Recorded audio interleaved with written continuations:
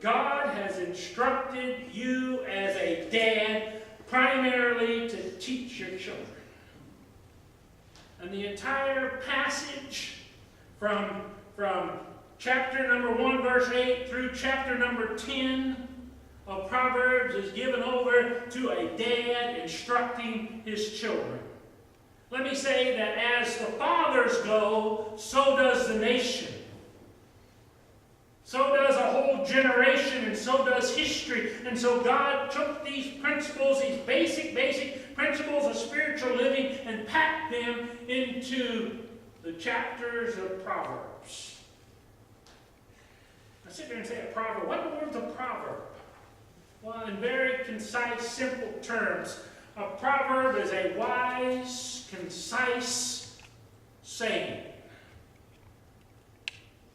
In brief, a proverb is to the point, a statement for a purpose of instruction. Brief, so that it can be remembered.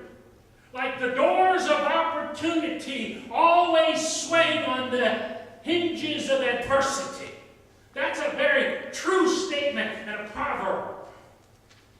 Teach, give a boy a fish and you'll feed him for a day. Teach him to fish and you'll feed him for a life. It's a wise statement, a proverb. And the call of the whole book of Proverbs is a call for wisdom. Chapter number 1, verse number 20, wisdom is shouting out on the street corners. Wisdom here is personified. Wisdom is lifting up her voice in the square. She is crying out in verse number 22 for people to turn away from being naive. Turn away from the scoffers who are fools and turn to wisdom. In chapter number 2, the call by wisdom is personified again. The cry for men to come to her. In chapter number 2, we find the father encouraging his son to seek wisdom. In verse number 4, look at it. It says, if you seek her as silver and search for her as hidden treasure, then you will discern the fear of the Lord and discover knowledge of God, and the Lord will give you wisdom from his mouth, and it will come knowledge and understanding. In chapter number 8, the entire chapter is about pursuing wisdom and going after wisdom. It says that wisdom is better than jewels and all desirable things that could possibly be compared. And fathers, it is your responsibility on this Father's Day to rethink this priority of teaching your children wisdom. Rethink, retool, regather your thoughts. And your primary role in this world is that of a teacher. And the lessons are taught by faithful fathers. Let me very briefly, and I said very briefly, guys, hit them, say them, and move forward. Are you ready? Number 1. Lesson number 1, guys, write it down. Your job is to teach your children to fear the Lord. In chapter number 1 and verse number 7, it says, the fear of the Lord is the beginning of knowledge. In chapter number 9 and verse number 10, the fear of the Lord is the beginning of wisdom. And everything starts with fearing the Lord. Teach your children to fear God. Now what do I mean by that? It means that you have a reverence and a respect for God, an awe of him. When you teach about God, you're teaching them all of the attributes of God. You're teaching about how powerful God is, how holy God is, how omnipotent God is, how omnipresent God is, how that God's nature never changes. God is just, he is merciful, he is kind, he is loving, he is gracious. And all of his providential care is poured out upon you. And every good and perfect gift comes from who? God. The other side of fearing the Lord is this. I mess up, and I'm going to be standing before God to give an answer for it. You see, the fear of the Lord is the beginning of wisdom. I suppose that the fear translated in how that we worship Him. And Dad, I ask you, do you worship faithfully on the Lord's day? Are you consistent? Are you faithful in worshiping the Lord? Are you faithful to worshiping God in word and in deed?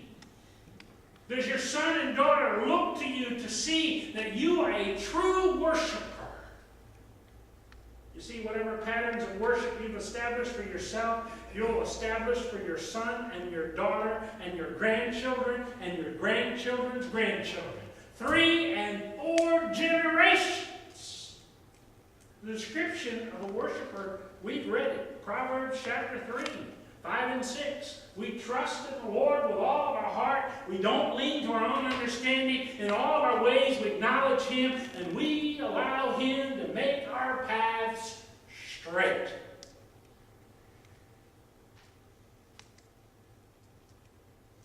I want to teach my kids how to trust in the Lord.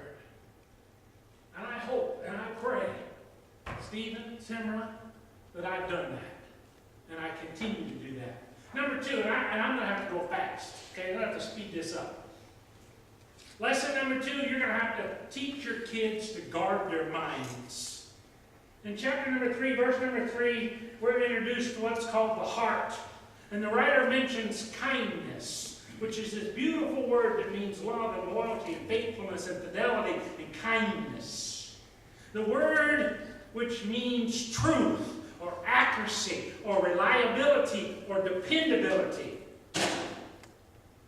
loyalty, faithfulness, fidelity, and all of that is bound up in this idea of guarding your mind. In other words, teach your children to guard their minds, and you as a responsible father, you are to mind your mind. Mind your heart. And teach your children to guard it. In chapter number 4, you'll notice in verse number 23, it says, watch over your heart with all diligence, from it flows the springs of life. Guard your mind. Guard your mind. Be diligent in this life to guard what goes into it. Jesus said it isn't what comes out of a man that defiles the man. It's what's in the man that condemns him. The Father here has a task of assuring His children that His mind is on the Lord. And as a father here, let me tell you that you have a great responsibility in actually programming your children's mind. You program their mind for truth and virtue, with faithfulness and honesty and integrity and loyalty and love. Father, you have that responsibility to teach your children to guard their mind. 3rd lesson, quick, obey their parents. Now, we don't say that so that we don't have problems in our family. Just do what I say. Throughout the entire Proverbs, this whole concept, Father saying to his son, hear me, hear me, hear me, listen to me, listen to me, listen to me. Accept what I'm saying. I have directed you in the ways of wisdom. I lead you upon upright paths. My son, give attention to my words. Incline your ears to my sayings. For it's through obeying parents that you are granted a long and prosperous life. And it is by training your children to obey you that you teach them to obey authority. You teach your kids that it doesn't matter if you go along with what I say or not, and they'll lead that into this world where it doesn't matter what they believe, or who they follow, or who they